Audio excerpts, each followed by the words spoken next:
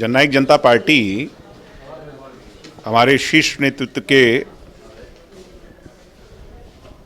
अधीन जो है हर लोकसभा जो हमारी कॉन्स्टिट्यूएंसी है उसका दौरा कर रही है और प्रत्येक कार्यकर्ता से पदाधिकारियों से मुलाकात कर रहे हैं, उनसे राय मशवरा कर रहे हैं, कहाँ किस कैंडिडेट को फील्ड करना चाहिए, कहाँ क्या समीकरण बैठेगा, कौन जिताऊ कैंडिडेट होगा, कैसे ज़्यादा सीटों पर हमारी पार्टी जीत पाए, उसको लेकर के निरंतर जो है आदरणीय दुष्यंत जी भी, आदरणीय सरदार निशांत सिंह जी भी, कुछ जगहों पर हमारे राष्ट्रीय अध्यक्ष भी कार्यकर्ताओं से चर्चा निरंतर कर रहे हैं और बहुत जल्द पार्टी ये फैसला लेगी कि पार्टी कितनी सीटों पर कैसे किस स्थिति में चुनाव लड़ेगी।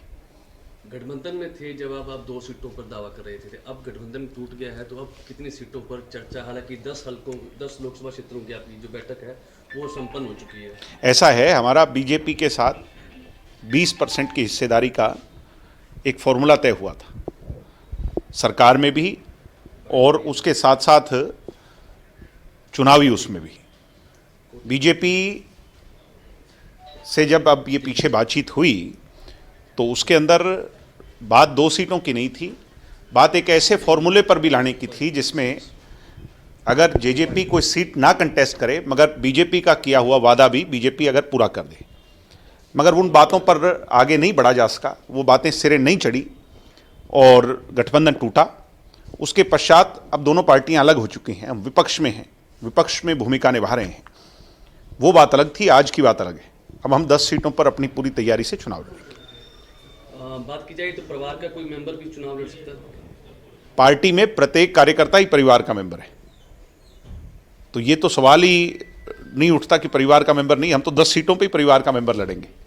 हमारे परिवार का हरियाणा का सदस्य हमारा परिवार का मेंबर है, चौधरी देवीलाल के परिवार का मेंबर है। ये प्रदेश हमारा प्रदेश है और इस प्रदेश के हक और हुकूक की लड़ाई पार्लियामेंट में हमारे प्रतिनिधि लड़ेंगे, पहले भी लड़ते आए हैं, आगे भी लड़ेंगे। चर्चाएं ये थी कि हिसार और भिवानी से दोनों भाई चुनाव लड़ेंगे। अब चर्चा तो मीडिया का काम है करना, अच्छी बात है, होनी चाहिए। चर्चा उन्हीं की होती है जिनमें कुछ होता है, दम होता है। अच्छा, बात की जाए तो अब जो आपके पुराने प्रतिद्वंदी थे वो भी बाहर हो चुके हैं बीजेपी से, चौधरी वीरेंद्र सिंह और उनके बेटे हैं। क्या भविष्य देखते हैं उन दोनों का? नहीं, उनका भविष्य तो पहले भी नहीं था और अब भी नहीं है।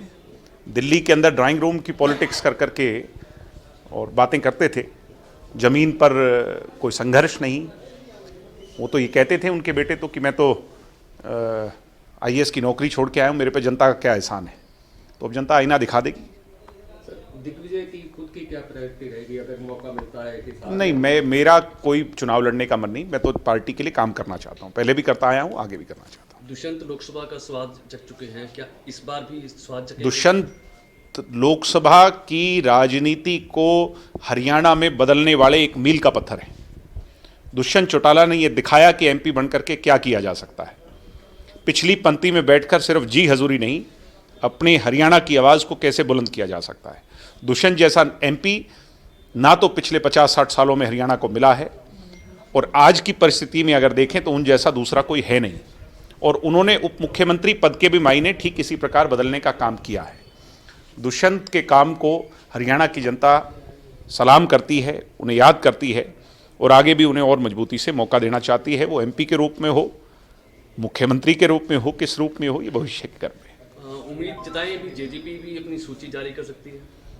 हाँ, तो सूची तो सभी पॉलिटिकल पार्टियां जारी करेंगी, मगर क्योंकि चुनाव में लंबा समय है, हरियाणा का चुनाव मई के अंत में है, तो इसलिए अभी कोई जल्दबाजी नहीं है। हम पूरा लोगों से बात कर करके हर तरीके के समीकरण देख करके फैसला लेंगे। बीजेपी के 6 कैंडिडेट हैं, अशोक तंवर सिरसा से हैं, बाकी कैंडिडेट भी हैं, किस तरह समीकरण देखते हैं? कोई ज़्यादा आज के दिन यथास्थिति तो ये है कि जो भी कैंडिडेट हैं वो लोग, जैसे कुछ लोग ऐसे हैं जो लोगों का मन था उनको रिजेक्ट करने का, मगर उनको दोबारा टिकट मिली है। मेरे हिसाब से उनका जीत पाना इस स्थिति में मुश्किल है। ओवरऑल क्या स्थिति देखते हैं बीजेपी की 10 सीटें? भाई, अगर बची हुई 4 सीटों में देखेंगे किस कैंडिडेट उतारेंगे, अभी तो कोई ज़्यादा अच्छी स्थिति नहीं। दावा कर रहे हैं कि 10 की 10 सीटें जीतेंगे बीजेपी। नहीं, दावा तो हम भी करेंगे, वो भी करेंगे, सभी करेंगे। दावा तो राजनीतिक दलों का करने का अधिकार है। क्या हकीकत क्या दिखती है बीजेपी की हरियाणा में? भाई, अभी मैं इसके बारे में क्या कह सकता हूं, बट जो कैंडिडेट दिख रहे हैं वो लोग बार बार उनको आजमा करके वो लोगों के मन से उतर चुके हैं। तो इसलिए मैं नहीं मानता कि कोई ज़्यादा सा आज के दिन कोई ऐसा कैंडिडेट है जिसको ये माना जाए कि वो जीत ही जाएगा। गठबंधन टूटने के पीछे क्या रोहतक सीट से जजपा को लड़वाने ऐसा ये देखिए, दुष्यंत जी ने सारी बातें खोल के मीडिया के सामने, पब्लिक के सामने रखी। हमने कहीं कोई जिद नहीं अड़ाई। कई बार ये चर्चा चलती है कि जेजेपी जिद पर अड़ गई, सीटों की जिद पर अड़ गई। हम 2 सीटें मांग रहे थे, वो हमारा अधिकार था। बीजेपी 10 की 10 जीती हुई थी, तो उनका भी अधिकार था ये कहना कि वो 10 की 10 पर लड़े। मगर एक फॉर्मूला निकल सकता था कि 5100 रुपये पेंशन हो जाती और जेजेपी जो है भारतीय जनता पार्टी को बाहर से सपोर्ट कर देती। बीजेपी उसके लिए भी तैयार नहीं हुई। इसका मतलब बीजेपी ने जो 5 वादे दुष्यंत चौटाला से सरकार में आने से किए थे, उससे पहले जो किए थे, बीजेपी कहीं ना कहीं उनसे मुंह फेर गई। अगर बीजेपी ने उससे मुंह फेर लिया तो इसका मतलब ये तय है कि बुजुर्गों की 5100 पेंशन जो है वो बीजेपी नहीं करना चाहती थी फ्रॉम द डे वन। अब लोकसभा चुनाव, विधानसभा चुनाव में जजपा का क्या भविष्य देखते हैं?